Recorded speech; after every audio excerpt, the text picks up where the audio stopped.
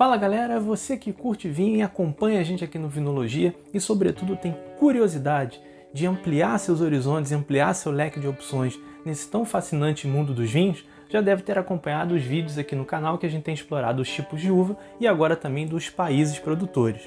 É isso mesmo, e continuando esse giro pelo mundo, nós hoje vamos literalmente para o outro lado do planeta explorar uma terra longínqua, mas que de certa forma é conhecida aqui no Brasil, pelo menos em alguns dos seus grandes símbolos, como o Grande Deserto, os índios, o bumerangue, o canguru, são vários símbolos desse país maravilhoso, que estamos falando claramente da Austrália, mas que para o grande público muitas vezes não é associado diretamente a vinho, ou pelo menos não a vinhos de qualidade.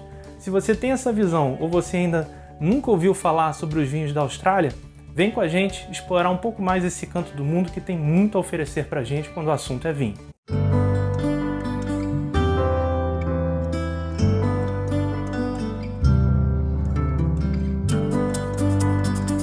Fala galera, sejam muito bem-vindos ao Vinologia, eu sou Leonardo Menezes e vamos continuar aqui o nosso giro pelo mundo dos vinhos, hoje falando da Austrália.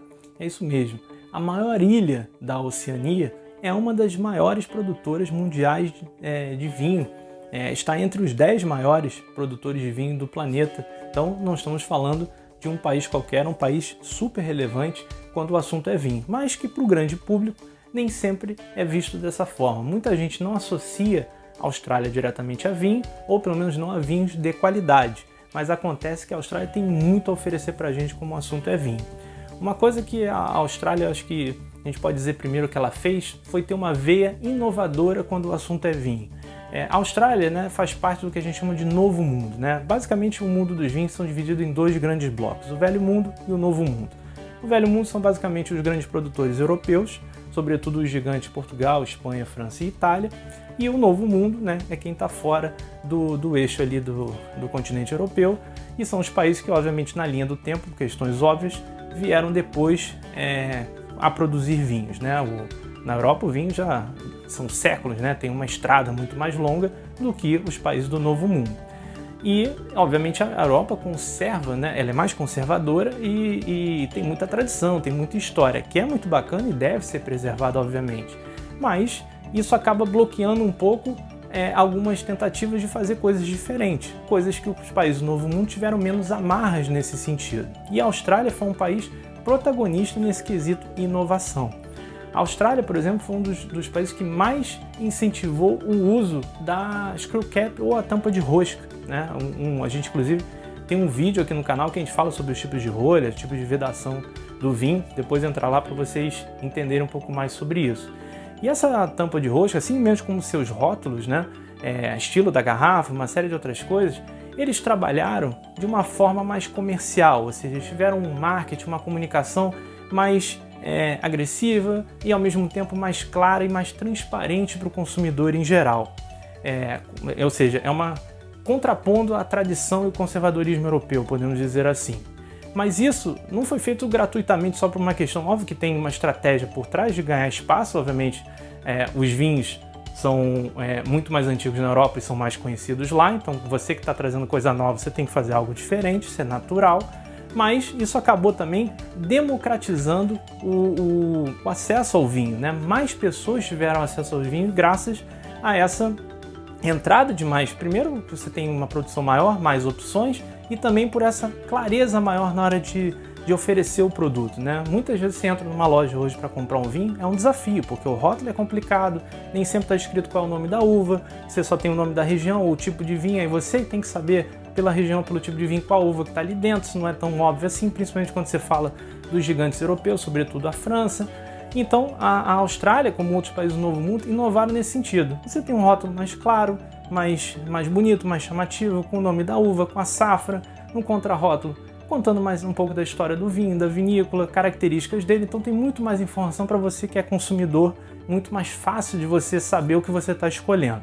E não só nessa questão de rótulos e tudo, mas também até em formatos de embalagem. É isso mesmo, a Austrália, ela inovou, e hoje alguns outros países seguem, Estados Unidos também já encontra isso, vinhos em copo, Um copo assim, é um copo de plástico com aquela tampa, aquele lacre, maleável, meio metalizado, lembrando vedação de iogurte, como se fosse um pote de iogurte, você abre literalmente um copo, uma taça de plástico e toma uma dose de vinho ali. Você encontra isso em lojas de conveniência, por exemplo.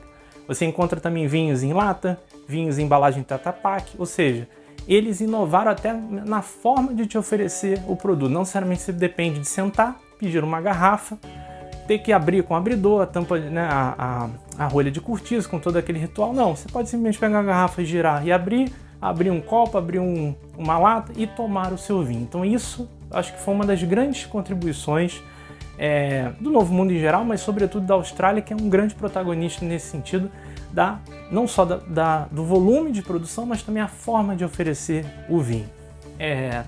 E na Austrália, é um país, apesar de ser um país gigante, mas 90% aproximadamente da sua produção está concentrada mais ali no sudeste do país, principalmente entre Sydney, Melbourne e Adelaide, e um pouco me pegando ali a ilha da Tasmânia, ali mais para o sul, sudeste do país. E especialmente entre Melbourne e Adelaide tem duas sub-regiões que são os grandes redutos, que em torno de 55% dos vinhos finos da Austrália estão ali, que é Barossa Valley e Maclaren Valley.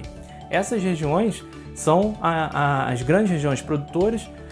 A gente sempre faz essa analogia, o que equivale Mendonça para a Argentina, são essas regiões ali para a Austrália, tá? E além dessa concentração, a Austrália também, como muitos países produtores, tem a sua uva ícone ou a sua uva expoente, né? Como a gente diz, a uva que acaba se adaptando melhor ao terroir, acaba tendo uma produção em maior escala, ela é plantada em maior escala, ela acaba se tornando o ícone ou a expoente do país. Não quer dizer que a uva é exclusiva do país, mas é o que o país produz de melhor, o que produz em grande destaque, né? E essa uva na Austrália é a Syrah, ou Shiraz, né? Como é pronunciado lá pela língua inglesa, porque lembrando que a Syrah é de origem francesa e lá você escreve com SY terminando em H e aqui é SH terminando em Z, ou seja, a grafia da língua inglesa e não da língua francesa, né? Mas ambas estão corretas, tá? Não existe um certo ou errado aqui, é somente a forma que cada local chama. E a Syrah se adaptou muito bem ao terroir australiano, produz uma série de rótulos ali, tanto varietais quanto de corte, e realmente os grandes vinhos australianos estão baseados nessa uva. É uma uva, né, que produz vinhos bastante encorpados, ele tem uma cor rubi bem intensa, tem um aroma também marcante de frutas negras, com muita especiaria, sobretudo pimenta negra, é nítido isso nos seus vinhos. E ele tem uma característica adicional que é um fundo adocicado, tá? Não confundam isso com vinho de sobremesa ou com vinho doce ou vinho suave, não é isso. É só uma característica, a gente chama do retrogosto, quando você ingere a bebida e fica ali, né, o gosto por um tempo ainda, você vai sentir lá no fundo uma coisa um pouco mais adocicada. Não é doce de fato, mas um fundo mais adocicado. Isso é uma característica da Syrah no terroir, naquelas regiões da Austrália. Alguns outros vinhos mundo afora têm essa característica, talvez um dos mais emblemáticos seja o Primitivo de Manduria, lá na Itália, que tem, embora lá ele seja ainda mais encorpado, mais denso, um pouco licoroso até, e até um pouco mais doce do que o Syrah australiano. O Syrah australiano não chega a essa doçura tanto quanto do Primitivo, mas se você já curte um Primitivo ou a Zinfandel, que é a Primitivo nos Estados Unidos, você provavelmente vai curtir o Syrah australiano, então já é uma marca. Tem pessoas que gostam ou não, como a gente falou, uma questão de gosto, o paladar é algo muito pessoal, a gente sempre fala aqui no canal, o seu paladar é o que importa, então você vai ter que experimentar e ver se te agrada ou não. Independente do seu gosto, essa característica vai trazer uma variação interessante no quesito harmonização, ou seja, não é que ela exatamente é um problema, mas você tem que ter cuidado na hora de harmonizar. Muitas vezes a gente associa a Syrah, assim como a Malbec, ou até mesmo a Cabernet Sauvignon, essas uvas mais estruturadas, com muito tanino, a serem os acompanhamentos perfeitos para carne vermelha. E de fato, em geral, são. Você pegar um vinho Syrah, ele tem estrutura e tem características para encarar uma carne com a sua gordura, a sua suculência, contrapondo com os taninos e todas as outras características que um vinho feito de Syrah traz. Mas esse fundo adocicado pode atrapalhar eventualmente, então há de se ter alguns cuidados. Por exemplo, O fundo adocicado, ou você vai ter que colocar algum molho um pouco mais adocicado também, alguma coisa meio agridoce para você complementar esse sabor, ou você vai ter que contrapor esse sabor, principalmente quando você pode falar já um pouco de pimenta. É isso mesmo. A gente sabe que pimenta em geral com vinho é um pouco complicado, mas numa dose razoável, com esse fundo adocicado, pode ser um casamento perfeito e muito interessante. Ou seja, você pega uma carne, né? Pode ser um steak de qualquer, um bife de ante, né? Ou um chorizo, qualquer carne de preferência. Você grelhada ele botando um pouco de pimenta. Cuidado para não colocar muitos temperos, ou seja, qualquer coisa muito condimentada com vinho pode ser um problema, não é só uma característica da Syrah e nem da Syrah australiana. Muito condimento pode sobrepor o sabor do vinho, obviamente, mas se você colocar algum tempero um pouquinho apimentado, é um casamento perfeito, vale a pena. Então só há de se ter esse cuidado na hora da harmonização. Mas isso, não, de novo, não é um problema, é uma característica que esse vinho tem e que vai te dar, vai te abrir o leque de opções para você fazer outras variações. É uma experiência totalmente diferente você pegar um Syrah do Chile, um Syrah da própria França, de onde ela é originária. Aí é uma questão de pessoal, o que você vai gostar ou não. Mas não só de Syrah vive a Austrália, ela também tem outros, produz vinhos de outras uvas, como a própria Cabernet Sauvignon, você tem Merlot, você tem algumas produções até de alguns rótulos 100% Petit Verdot, que é uma das uvas que compõe o corte bordalês, o famoso corte de Bordeaux. Eles fazem alguns varietais dessa uva, por exemplo, então eles têm muita variedade de uva, não é só isso. A Syrah é o ícone, mas não é a única, longe disso. E nos brancos também você tem coisas interessantes, você tem bons chardonnays lá, você tem Sauvignon Blanc, tem alguma coisa mais menos, isso fica mais para o seu vizinho da Nova Zelândia, esse é assunto para um outro vídeo. E você também tem um reduto ali de produções de Riesling, que é uma uva típica da Alemanha e da região da Alsácia, na França, que é a fronteira com a Alemanha, mas que a Austrália começa a ter alguma produção interessante nesse sentido também. Então, existem bons vinhos de ambos os lados.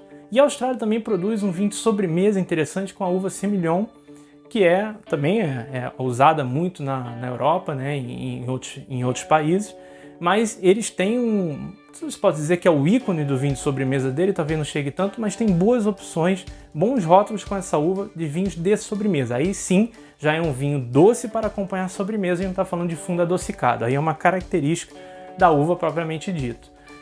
Então, a Austrália tem muito a oferecer para a gente quando o assunto é vinho. Não se deixe levar pela fama ou por característica, porque é tampa de rosca, porque não é tão conhecido, etc, etc. Tem muita coisa, a Austrália vale muito a pena e tem até bons custos-benefícios, tá?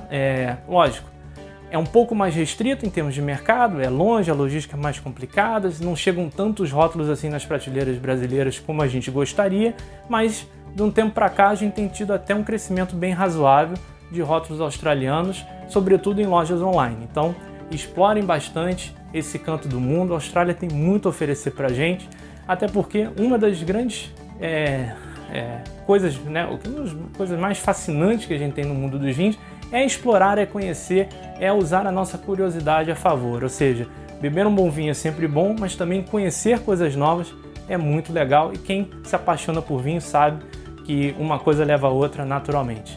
Tá bom, pessoal? Então, era isso que eu queria passar, espero que vocês tenham gostado e que a gente tenha ajudado a descomplicar um pouquinho mais a ciência do vinho.